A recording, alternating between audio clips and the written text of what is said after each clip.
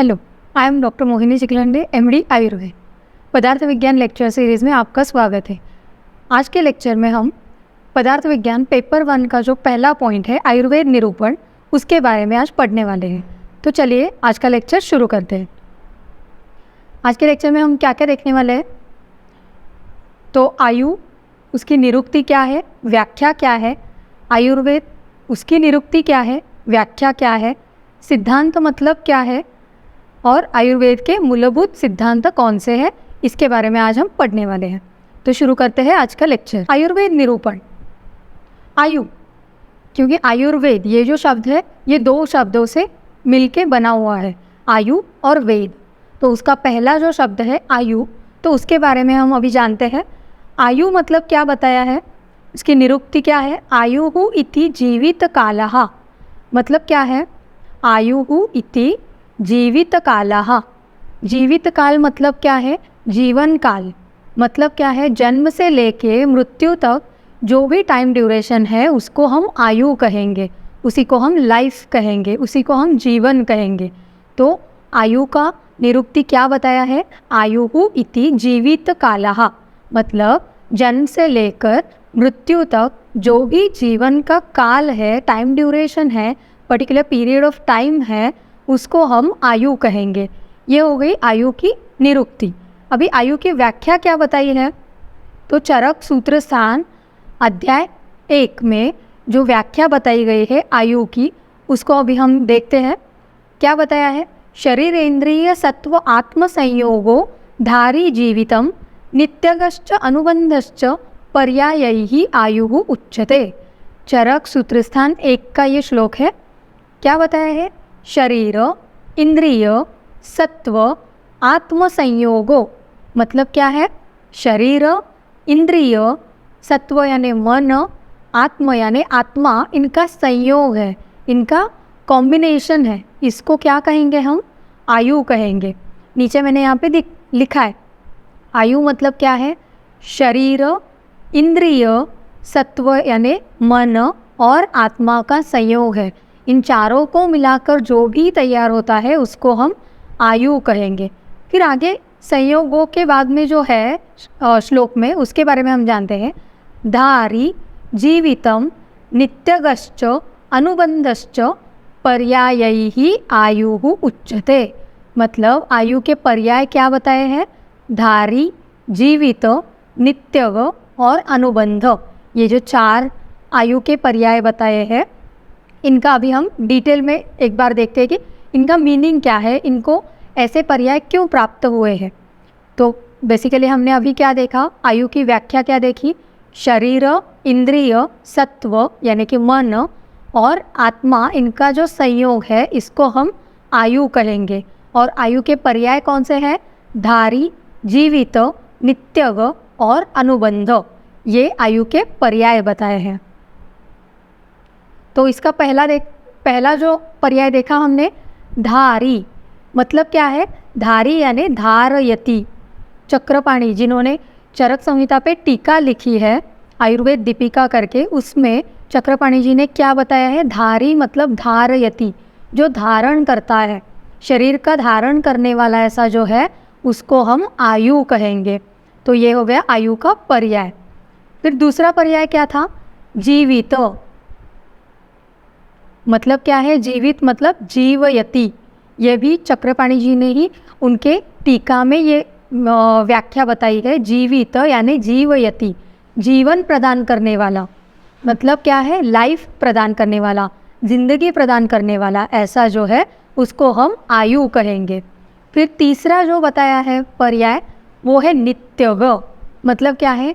नित्यम शरीरस्य क्षणिकत्वेन गच्छति इति। मतलब क्या है? नित्यम शरीरस्य, मतलब कुछ ऐसा शरीर का नित्य। क्या है नित्य? क्षणिकत्वेन, हर एक क्षण को, हर एक मोमेंट में शरीर का जो नाश होता है, क्षणिकत्वेन गच्छति इति। मतलब क्या है? हर एक क्षण में जिसका नाश होता है उसको हम आयु कहेंगे। तो नित्य का ये जो पर्याय बताया है, इसका मीनिंग क्या है? हर एक क्षण में, हर एक मोमेंट में जिसका नाश होता है या नाश होने वाला ऐसा जो सब्जेक्ट है, ऐसी जो एंटिटी है, उसको हम आयु कहेंगे। ये हो गया नित्यग। फिर क्या आता है? अनुबंध। अनुबंध यानी क्या? मैंने यहाँ पे मीनिंग दिया है। अनुबंध यानी अपर। अपर यानी क्या? सेकेंडरी, जो उतना इम्पॉर्टेंट नहीं है। पर के अपोजिट जो होता है वो अपर होता है। पर यानी श्रेष्ठ, अपर यानी कनिष्ठ या सेकेंडरी, जिसका इम्पोर्टेंस है उसको हम अपर कहते हैं। तो अनुबंध यानी अपर। अनु, ये जो उपसर्ग लगा है, ये अनु मतलब है कि ये सेकेंडरी कुछ है, सेकेंडरी इम्पॉर्टेंट, मतलब नॉट सो इम्पॉर्टेंट, ऐसा जो है उसको अनुबंध। तो ऐसा पर्याय क्यों आया है आयु के लिए अनुबंध? तो पर क्या बताया है? श्रेष्ठ क्या है? आत्मा है। श्रेष्ठ क्या बताया है? आत्मा बताया है। तो अगर श्रेष्ठ आत्मा है तो आयु क्या होगा? अनुबंध होगा। ये सेकेंडरी इम्पॉर्टेंट थिंग होगी। अपर, क्योंकि पांचभौतिक शरीर, इंद्रिय और मन, ये जो है हमने जो डेफिनेशन में देखा, शरीर, इंद्रिय, सत्व और आत्मा, इनका जो संयोग है इसको हम आयु कहेंगे। इन चारों में से आत्मा जो है ये पर है, ये श्रेष्ठ है। तो बाकी के तीन जो है, शरीर, इंद्रिय, सत्व यानी कि मन, ये तीनों कैसे है? ये अपर है। इसीलिए आयु को अनुबंध ऐसे पर्याय प्राप्त हुआ है। तो आपको अभी समझ आया होगा कि आयु का जो मीनिंग है वो क्या है, व्याख्या जो बताई है, शरीर, इंद्रिय, सत्व और आत्मा, इनका जो संयोग है इसको हम आयु कहेंगे। धारी, जीवित, नित्यग और अनुबंध, ये आयु के पर्याय है। ये एमसीक्यू के लिए भी इम्पॉर्टेंट है, क्योंकि ऐसे क्वेश्चन एमसीक्यू में पूछे जाते हैं। और अगर एसएक्यू में आता है शॉर्ट आंसर क्वेश्चन में, तो ऐसे आपको ये छोटे छोटे श्लोक याद रख के लिखना बहुत ज़रूरी है। अगर आपने श्लोक लिखे तो ज़्यादा से ज़्यादा मार्क्स आपको मिल सकते हैं। अभी नेक्स्ट पॉइंट देखते हैं, आयुर्वेद। आयुर्वेद की निरुक्ति क्या बताई गई है? तो आयुषो वेदः आयुर्वेदः, मतलब ऐसा जो वेद जिसमें आयु के बारे में वर्णन किया है, आयु के बारे में डिस्कस किया है, आयु के बारे में बताया है, ऐसे वेद को आयुर्वेद कहते हैं। तो आयुर्वेद की निरुक्ति हमने देखी, आयुषो वेदः आयुर्वेदः, ऐसा जो वेद जिसमें आयु के बारे में बताया है, आयु के बारे में वर्णन किया है, उसको हम आयुर्वेद कहेंगे। व्याख्या क्या बताई है आयुर्वेद की? तो चरक सूत्रस्थान 1 में ही इसकी व्याख्या दी गई है। आपको शायद ये पता भी होगा, क्योंकि ये बहुत ज़्यादा फेमस श्लोक है आयुर्वेद के। किसी भी स्टूडेंट का अगर आपने पूछा तो उसको डेफिनेटली ये श्लोक पता होता है। तो कौन सा है वो आयुर्वेद की व्याख्या का श्लोक? हिताहितं सुखम दुःखम आयुस्तस्य हिताहितं मानं च तच्च यत्रोक्तम आयुर्वेदः स उच्यते। मतलब क्या है?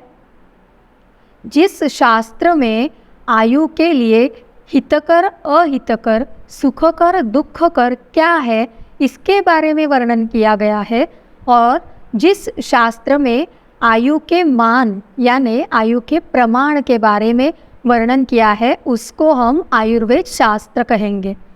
तो अभी एक बार फिर से हम व्याख्या पढ़ते हैं। हिताहितं सुखम दुःखम, मतलब क्या है? हित और अहित, मतलब क्या है? हितकर क्या है, अहितकर क्या है, सुखम दुःखम यानी सुखकर क्या है, दुखकर क्या है, किसके बारे में? आयु के बारे में।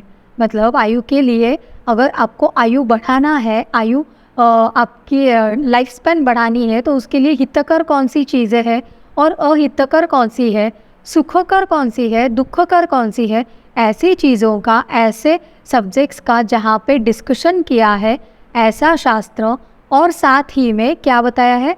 मानं च तच्च, मान यानी शरीर का जो आयु का मान बताया है कि लाइफ स्पैन कितनी होगी, कौन से जीवन किसका जीवन कितने दिन तक होगा, या पर्टिकुलर लाइफस्टाइल फॉलो करने के बाद हम कितने दिन तक जीवित रह सकते हैं, ऐसी जो चीज़ें हैं इसके बारे में जहाँ पे डिस्कशन किया है, ऐसा जो शास्त्र है उसको हम आयुर्वेद शास्त्र कहते हैं। ये हो गई आयुर्वेद की व्याख्या।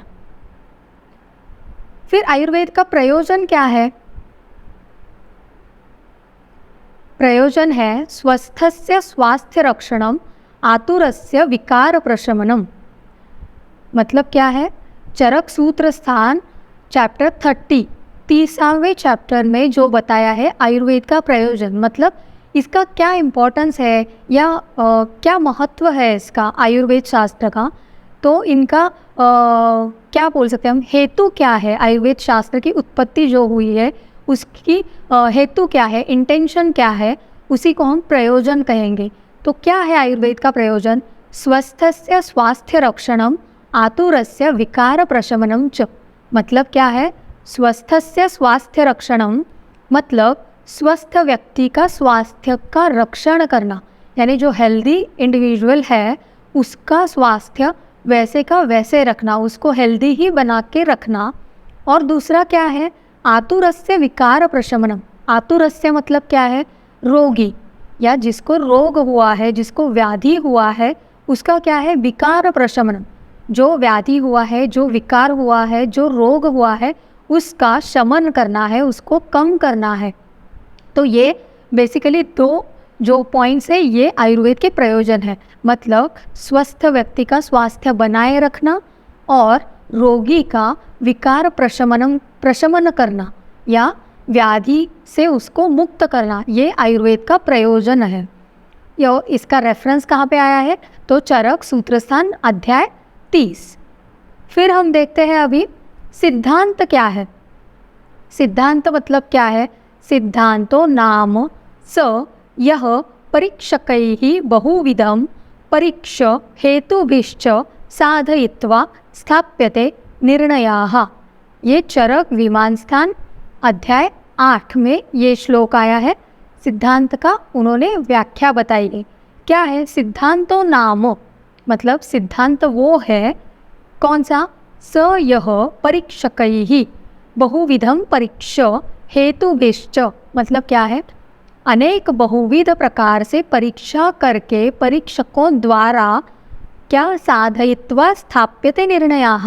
मतलब बहुत सारे क्राइटेरिया से परीक्षा करके परीक्षकों द्वारा, एग्जामिनर्स के द्वारा जो निर्णय फाइनल किया गया है, जो डिसीजन फाइनल किया गया है, उसको हम सिद्धांत कहेंगे।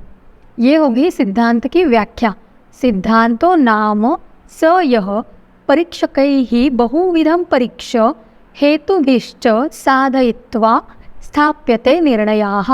अगर आपको ऐसे शब्द एक एक शब्द करके उसका मीनिंग जानकर अगर श्लोक आप ध्यान में रखते हैं तो आपको ये श्लोक इजीली ध्यान में रह जाएंगे और बहुत दिनों तक ध्यान में आप ये रख सकते हैं। तो कैसे याद में रखना है इसको? सिद्धांतो नाम मतलब क्या है? सिद्धांत हम उसको कहेंगे, किसको? स यह परीक्षकैः बहुविधं परीक्ष।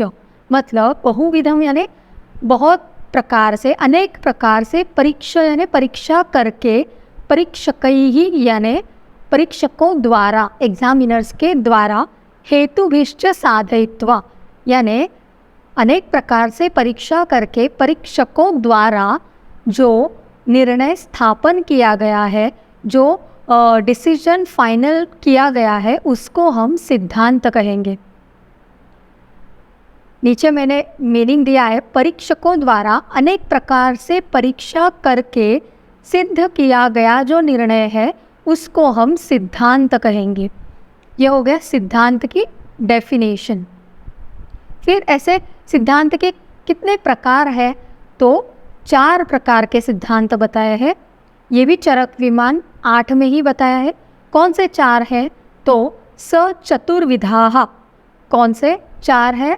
सचतुर्विधाः सर्वतंत्र सिद्धांताः, प्रतितंत्र सिद्धांताः, अधिकरण सिद्धांताः, अभ्युपगम सिद्धांतश्च इति। मतलब क्या है? 4 सिद्धांत के प्रकार है। कौन से 4 है? सर्वतंत्र सिद्धांत, प्रतितंत्र सिद्धांत, अधिकरण सिद्धांत और अभ्युपगम सिद्धांत। तो ये तो 4 प्रकार हमने अभी देख लिए। तो इसके मीनिंग क्या है? ये पर्टिकुलर सिद्धांत मतलब क्या है और ये कैसे इसको ये नाम प्राप्त हुआ, ये अभी हम देखते हैं। तो सबसे पहला कौन सा सिद्धांत देखा हमने? सर्वतंत्र सिद्धांत। क्या बताया? सर्वतंत्र। नाम में ही आपको इसका मीनिंग पता होता है। सर्वतंत्र यानी सभी तंत्रों में उपलब्ध जो है, सभी शास्त्रों में, सभी ग्रंथों में जो उपलब्ध है उसको हम सर्वतंत्र सिद्धांत कहेंगे। एग्जाम्पल क्या दिया है मैंने यहाँ पे, रोगों के निदान या हेतु। मतलब क्या है, किसी भी अगर व्याधि या रोग के बारे में अगर हम पढ़ रहे हैं तो उसके कुछ पॉजिटिव फैक्टर्स होते हैं, कुछ हेतु होते हैं, कुछ निदान होते हैं। हेतु निदान ये आपको अभी नए लग रहे होंगे ये शब्द, जैसे जैसे आप आगे पढ़ते जाएंगे आपको ये पता हो जाएगा कि हेतु निदान मतलब किसी भी व्याधि होने के लिए जो पॉजिटिव फैक्टर्स होते हैं उसको हम हेतु कहते हैं। तो वो ऐसे जो व्याधि के हेतु है वो सभी शास्त्रों में बताया है। मतलब जो भी तंत्र बताया गया है कि आयुर्वेद से रिलेटेड जो भी संहिताएं हैं, जो भी तंत्र बताए गए हैं उनमें इनका वर्णन किया गया है। तो सभी तंत्रों में पर्टिकुलर टॉपिक का अगर वर्णन है तो ऐसा जो सिद्धांत है उसको हम सर्वतंत्र सिद्धांत कहेंगे। ये हो गया सर्वतंत्र, जो सभी सिद्धांत सभी तंत्रों में उपलब्ध होता है। प्रतितंत्र सिद्धांत यानी क्या है, तो किसी एक ही तंत्र में उसके बारे में वर्णन किया गया है या किसी पर्टिकुलर एक तंत्र में उसके बारे में स्पेसिफिकली वर्णन किया गया है। तो एग्जाम्पल के तौर पे क्या बताया मैंने, अन्य जो आचार्य है उन्होंने रस की संख्या कितनी बताई है, तो 8 रस बताए हैं उन्होंने। कितने बताए हैं, 8। और चरक संहिता में जो रस बताए हैं, रसों की संख्या वो 6 बताई है। तो ये पर्टिकुलर एक ही तंत्र में कुछ अलग बताया गया है कि बाकी सारे आचार्यों ने 8 रस बताए हैं, पर चरक संहिता में रसों की संख्या सिर्फ 6 बताई है, 6 रस बताए गए हैं। तो ऐसा जो डिफरेंस है, ऐसा पर्टिकुलर तंत्र में कुछ स्पेसिफिक पॉइंट के बारे में बाकी तंत्रों से अलग बताया गया है, उसको हम प्रतितंत्र सिद्धांत कहेंगे। फिर थर्ड वन कौन सा है, अधिकरण सिद्धांत। अधिकरण सिद्धांत यानी क्या है, जिस विषय की चर्चा हो रही है उसी के अधिकरण के विषयों को एक साथ एक स्थान पर लिखना। मतलब अधिकरण, अभी आप जैसे जैसे आगे संहिताएं पढ़ते जाएंगे, चरक संहिता है, सुश्रुत संहिता है, अष्टांग हृदय है, अष्टांग संग्रह है, तो ऐसे जब आप संहिताएं आगे आगे नेक्स्ट ईयर या आपके पूरे करिकुलम में पढ़ते जाएंगे तो आपको धीरे धीरे ये वर्ड्स इंट्रोड्यूस होते जाएंगे कि ये इस अधिकरण में चल रहा है, इसका ये अधिकार है। तो ये क्या है, अधिकरण सिद्धांत मतलब क्या है कि कोई पर्टिकुलर सब्जेक्ट के बारे में अगर चर्चा हो रही है तो वहीं पे बाकी जो उसके रिलेटेड अलग अलग सब्जेक्ट्स है वो एक ही स्थान पर वहाँ पे लिखे हुए आपको मिलेंगे या एक ही स्थान पर उसका कलेक्शन किया हुआ आपको मिलेगा संहिताओं में। तो ऐसा जो सिद्धांत है उसको हम अधिकरण सिद्धांत कहते हैं। अधिकरण यानी पर्टिकुलर टॉपिक के बारे में एक ही जगह पर जहाँ पे डिस्कस किया है, जहाँ पे वर्णन किया गया है, उसको हम अधिकरण सिद्धांत कहते हैं। एग्जाम्पल के तौर पे मैंने यहाँ पे दिया है विमान स्थान। चरक संहिता में जो विमान स्थान है उसमें उस स्थान में कौन से टॉपिक पे डिस्कशन हुआ है, तो जन्म क्या है, मृत्यु क्या है, पुनर्जन्म, मोक्ष, ये जो एक दूसरे से रिलेटेड जो टॉपिक्स है, जो सब्जेक्ट्स है, उन सबको चरक संहिता में विमान स्थान के अंडर, एक ही स्थान के अंडर डिस्कस किया गया है। तो ऐसा जो सिद्धांत है उसको हम अधिकरण सिद्धांत कहेंगे कि पर्टिकुलर एक दूसरे के रिलेटेड जो टॉपिक्स है उनको एक साथ कलेक्ट करके एक ही स्थान पर हम डिस्कस करते हैं या संहिताकारों ने वहाँ पे लिखा हुआ हमें मिलता है। तो ऐसा जो सिद्धांत है उसको हम अधिकरण सिद्धांत कहते हैं। फिर चौथा सिद्धांत कौन सा है, अभ्युपगम सिद्धांत। मतलब क्या है इसका, अभ्युपगम यानी जिसका निर्णय नहीं हुआ है ऐसे विषय को शास्त्रार्थ के समय स्वीकार कर लेते हैं। अभी आगे चल के आप जैसे जैसे पढ़ेंगे तो आपको पता चल जाएगी कोई ऐसे पर्टिकुलर पॉइंट्स है, पर्टिकुलर सब्जेक्ट्स है जहाँ पे बहुत सारे मतभेद है संहिताकारों में और अभी तक उस पर कुछ फाइनल डिसीजन नहीं हुआ है कि ऐसा कोई टॉपिक कि जहाँ पे अलग अलग संहिताकारों के अलग अलग विचार है, अलग अलग ओपिनियंस है, तो वहाँ पे कुछ फाइनल डिसीजन नहीं हुआ है। पर हम संहिता पढ़ते समय कुछ ऐसे पॉइंट्स को ध्यान में रखते हैं कि हाँ, इनके तरफ से इस पॉइंट को ऐसे वर्णन किया गया है, तो शास्त्रार्थ के समय मतलब हम जब संहिता पढ़ते हैं, चिकित्सा करते हैं, तो कुछ ऐसे पॉइंट हमने एज इट इज स्वीकार कर लिए हैं, एक्सेप्ट कर लिए हैं। ऐसे जो सिद्धांत है उसको हम अभ्युपगम सिद्धांत कहते हैं। फॉर एग्जाम्पल क्या है, क्लोम, मतलब जैसे आप अभी पढ़ते जाओगे कि जो स्त्रोतस है, स्त्रोतस में उदक वह स्त्रोतस करके आप पढ़ेंगे, तो उसका जो मूल स्थान बताया गया है तालु और क्लोम बताया है।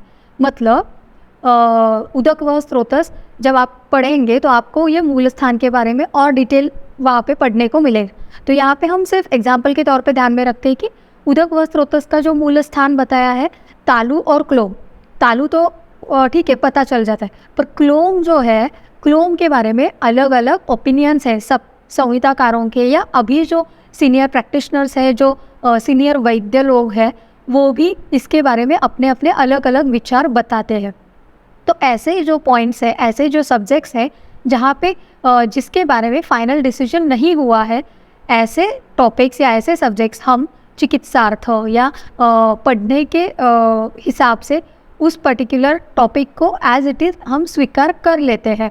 तो ऐसा जो सिद्धांत है उसको हम अभ्युपगम सिद्धांत कहते हैं। तो सिद्धांत क्या है हमने देखा, सिद्धांत के 4 प्रकार कौन से हैं, सर्वतंत्र सिद्धांत, प्रतितंत्र सिद्धांत, अधिकरण सिद्धांत और अभ्युपगम सिद्धांत। ये हो गए सिद्धांत के प्रकार। फिर हम देखेंगे आयुर्वेद शास्त्र के मौलिक सिद्धांत। ये भी आपके सिलेबस का एक पॉइंट है कि आयुर्वेद शास्त्र के मौलिक सिद्धांत, बेसिक प्रिंसिपल्स ऑफ आयुर्वेदा कौन से हैं।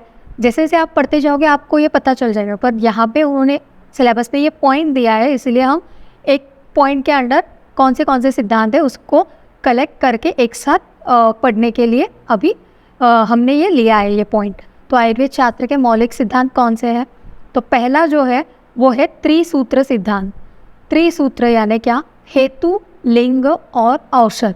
हेतु यानी हमने देखा कॉजेटिव फैक्टर्स या निदान, रोगों के व्याधि के जो हेतु है, कॉजेटिव फैक्टर्स है, वो हेतु में आते हैं। लिंग यानी लक्षण, यानी पर्टिकुलर व्याधि के जो लक्षण दिखते हैं, जो सिम्टम्स दिखते हैं, वो लिंग है। औषध यानी ट्रीटमेंट, चिकित्सा। ऐसे 3 सूत्र यानी त्रिसूत्र, हेतु, लिंग और औषध, ये आयुर्वेद का मूलभूत सिद्धांत है।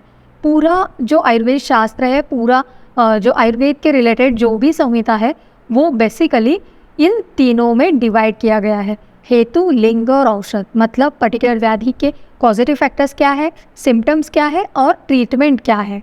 तो ये हो गया त्रिसूत्र। इसी को हम त्रिस्कंध सिद्धांत भी कहते हैं, क्योंकि 3 है ये और इनका स्कंध यानी संकलन किया गया है, कलेक्शन किया गया है। आपको पता भी होगा कि तिलक महाराष्ट्र विद्यापीठ के द्वारा ये प्रोजेक्ट भी लिया गया था कि त्रिस्कंध, तो उन्होंने सारे जो ऐसे संहिताएं हैं उसके रिलेटेड जो भी एक साथ हेतु के बारे में, अगर आपको पर्टिकुलर कुछ हेतु, अम्बुपान, ऐसे अगर हेतु आपको ढूंढना है तो आप अम्बुपान इस टॉपिक, इस पर्टिकुलर शब्द को ढूंढने के और उसके रिलेटेड जो भी आपको हेतु मिलेंगे वो उन्होंने एक साथ संकलन किया है, उसी को त्रिस्कंध भी कहते हैं। तो ये हो गया त्रिसूत्र सिद्धांत। फिर सेकंड सिद्धांत कौन सा है, त्रयोपस्तंभ सिद्धांत। त्रयोपस्तंभ में क्या आता है, आहार, स्वप्न और ब्रह्मचर्य। त्रय उपस्तंभ मतलब क्या है, त्रय यानी 3, उपस्तंभ यानी पिलर्स। उप क्यों बोला है इनको, क्योंकि बेसिक जो है आयुर्वेद का बेसिक जो 3 पिलर्स है या 3 इम्पॉर्टेंट ऐसी चीज़ें हैं, वो कौन सी है, तो वात, पित्त और कफ, ये स्तंभ है यानी ये बेसिक्स है। और उपस्तंभ यानी उसी से रिलेटेड बट थोड़ा सेकेंडरी इम्पॉर्टेंट या उससे थोड़ा नीचे लेवल पे जो इम्पॉर्टेंट है वो कौन से है, आहार, स्वप्न और ब्रह्मचर्य।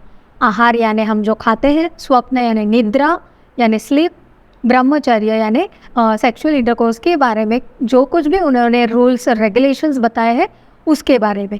तो ये हो गए 3 उपस्तंभ है, क्योंकि इन तीनों पर शरीर आधारित है। जैसे वात, पित्त, कफ से शरीर बनता है, वैसे ही आहार, स्वप्न, ब्रह्मचर्य इन तीनों पर शरीर आधारित है।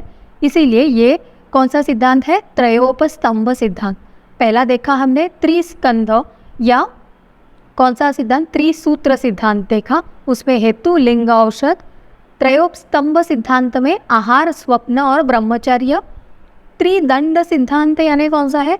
सत्व, आत्मा और शरीर। सत्व यानी देखा हमने कि मन, आत्मा और शरीर, ये त्रिदंड है। शरीर के 3 दंड है, इन्हीं से शरीर बनता है। तो त्रिदंड सिद्धांत मतलब कौन सा है? सत्व, आत्मा और शरीर। फिर आता है चतुष्पाद सिद्धांत। चतुष्पाद यानी क्या है? ऐसे चिकित्सा के 4 पाद बताए गए हैं, 4 फैक्टर्स है, 4 इम्पॉर्टेंट पिलर्स है। कौन से हैं वो? भिषक यानी वैद्य, द्रव्य यानी औषध के लिए हम जो मेडिसिन यूज़ कर रहे हैं वो द्रव्य, परिचारक यानी जो पेशेंट की देखभाल करने के लिए रहते हैं, सिस्टर्स या वार्ड बॉय जो भी है, ब्रदर्स रहते हैं, वो परिचारक, रुग्ण यानी पेशेंट। ये चिकित्सा के 4 पाद है। तो चतुष्पाद सिद्धांत में क्या आता है? भिषक, द्रव्य, परिचारक और रुग्ण। फिर है दोष धातु मल सिद्धांत। आपको पता होगा ये श्लोक अष्टांग हृदय में है, दोष धातु मलामूलम सदा देहस्य तेंचलः। मतलब क्या है कि पूरा शरीर जो है वो दोष, 3 दोष है, सप्त धातु और 3 मल, ऐसे जो बताए गए हैं दोष धातु मल, इन पर आधारित है। पूरा शरीर दोष धातु मल से बना हुआ है और इन्हीं पर वो आधारित है। तो ऐसा जो सिद्धांत है उसको हम दोष धातु मल सिद्धांत कहेंगे। फिर आता है त्रिगुण सिद्धांत। त्रिगुण यानी कौन से ऐसे 3 गुण हैं? सत्व, रज और तमो। ये मन के जो गुण बताए गए हैं इन्हीं को महागुण भी कहते हैं क्योंकि ये इम्पॉर्टेंट है। तो त्रिगुण यानी कौन से? सत्व, रज और तमो। 3 गुणों से शरीर मन के ये जो 3 गुण हैं इस पे पूरा शरीर और मन की स्थिति डिपेंडेंट होती है। तो ये हो गया त्रिगुण सिद्धांत। फिर है त्रिदोष सिद्धांत। हमने अभी त्रयोस्तंभ देखते समय देखा कि वो उपस्तंभ है, पिलर्स है, और जो मेन जो है त्रिदोष सिद्धांत यानी वात, पित्त, कफ, इनसे शरीर बना हुआ है। तो ये हो गया त्रिदोष सिद्धांत। फिर आता है सप्त धातु सिद्धांत। दोष 3 है इसलिए त्रिदोष सिद्धांत, धातु 7 है तो सप्त धातु सिद्धांत। कौन से 7 धातु है? तो रस, रक्त, मांस, मेद, अस्थि, मज्जा और शुक्र। ये जो 7 धातु बताए गए हैं, शरीर के कंपोनेंट्स बताए गए हैं, इनसे शरीर बनता है। तो ये हो गया सप्त धातु सिद्धांत। फिर है त्रिविध मल सिद्धांत। 3 कौन से मल है? तो मूत्र, पुरीश और स्वेद। यानी मूत्र यानी यूरिन, पुरीश यानी स्टूल और स्वेद यानी स्वेट। ये शरीर के मल बताए गए हैं। तो ये हो गया त्रिविध मल सिद्धांत। फिर आता है लोक पुरुष साम्य सिद्धांत। मतलब क्या है कि जो लोक में यानी जो सृष्टि में है वही सूक्ष्म अंश के रूप में शरीर में भी है, पुरुष में भी है। पुरुष मतलब मनुष्य या शरीर। जो जो सृष्टि में है वो सभी चीज़ें सूक्ष्म रूप से मनुष्य के शरीर में भी है। मतलब सृष्टि और मनुष्य में ये साधर्म्य है। तो लोक पुरुष साम्य सिद्धांत मतलब क्या है? जो सृष्टि में है वही मनुष्य की शरीर में भी है। जो ये सिमिलैरिटी है उसको हम लोक पुरुष साम्य सिद्धांत कहते हैं।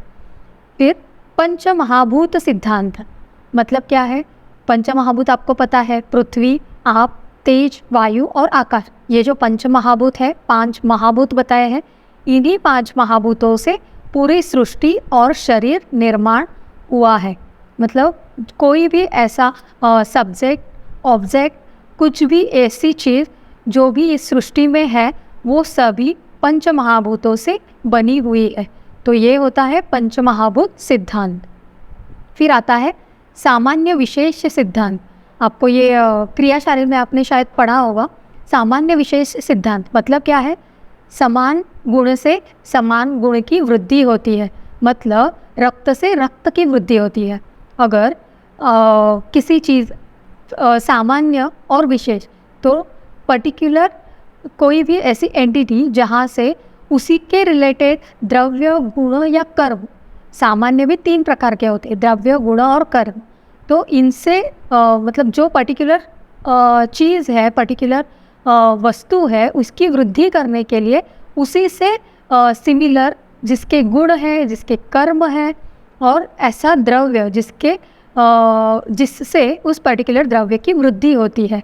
तो ये है सामान्य विशेष सिद्धांत। और विशेष गुण से पर्टिकुलर चीज़ की ह्रास होता है, पर्टिकुलर चीज़ की वृद्धि ना होकर उसको वो कम करता है। ये हो गया सामान्य विशेष सिद्धांत। तो आज हमने ये आयुर्वेद निरूपण, ये जो बेसिक पहला पेपर 1 का पहला पॉइंट है, उसके बारे में जाना। एक बार हम समराइज़ कर लेते हैं कि आयु की निरुक्ति देखी हमने, क्या है, आयु की व्याख्या देखी, फिर आयुर्वेद की निरुक्ति देखी, आयुषो वेदाः आयुर्वेदाः, फिर आयुर्वेद की व्याख्या देखी, हिताहितम सुखम दुखम आयुस्तस्य हिताहितम मानव च तच्च यत्रोक्तम आयुर्वेद स उच्यते। मतलब ऐसा जो शास्त्र जिसमें आयु के बारे में हितकर अहितकर सुखकर दुखकर ऐसी चीज़ों का उल्लेख किया गया है, वर्णन किया गया है, और जिस शास्त्र में आयु के मान के बारे में, आयु के प्रमाण के बारे में, लाइफ स्पैन के बारे में बताया है, उसको हम आयुर्वेद कहते हैं। फिर हमने सिद्धांत की व्याख्या देखी, सिद्धांत के 4 प्रकार देखे। कौन से 4 प्रकार देखे सिद्धांत के? तो सर्वतंत्र सिद्धांत, प्रतितंत्र सिद्धांत, अधिकरण सिद्धांत और अभ्युपगम सिद्धांत। फिर हमने आयुर्वेद के मूलभूत सिद्धांत देखे कि त्रिदोष सिद्धांत क्या है, सप्तधातु सिद्धांत क्या है, त्रिमल सिद्धांत क्या है, पांचभौतिक सिद्धांत क्या है, सामान्य विशेष सिद्धांत देखा, त्रिसूत्र सिद्धांत, त्रिदंड सिद्धांत देखा। तो ये आज हमने आयुर्वेद के मूलभूत सिद्धांत, इस पॉइंट के अंडर हमने ये सिद्धांतों के बारे में जाना है। तो ये हो गया आयुर्वेद निरूपण इस टॉपिक के बारे में। नेक्स्ट लेक्चर में हम किसी दूसरे टॉपिक के बारे में पढ़ने वाले हैं। तो ये आप एक बार रिवाइज़ कर लीजिए, और जो इसमें मैंने श्लोक बताए हैं, अगर आपने इसको बाय हार्ट किया तो आपके लिए बेटर रहेगा, क्योंकि ये छोटे छोटे श्लोक हैं, आपको ध्यान में रह सकते हैं। अगर आपने श्लोक लिखे तो एग्ज़ाम में आपको ज़्यादा से ज़्यादा स्कोर करने के चांसेस हैं। और इसका रेफरेंस भी आपको ध्यान में रखना है। अगर पीजी एंट्रेंस के लिए आप ये सीरीज़ देख रहे हैं तो पीजी एंट्रेंस पे ऐसे रेफरेंसेस बहुत ज़्यादा इम्पॉर्टेंट होते हैं। तो यस, ये हो गया आयुर्वेद निरूपण के बारे में। Thank you.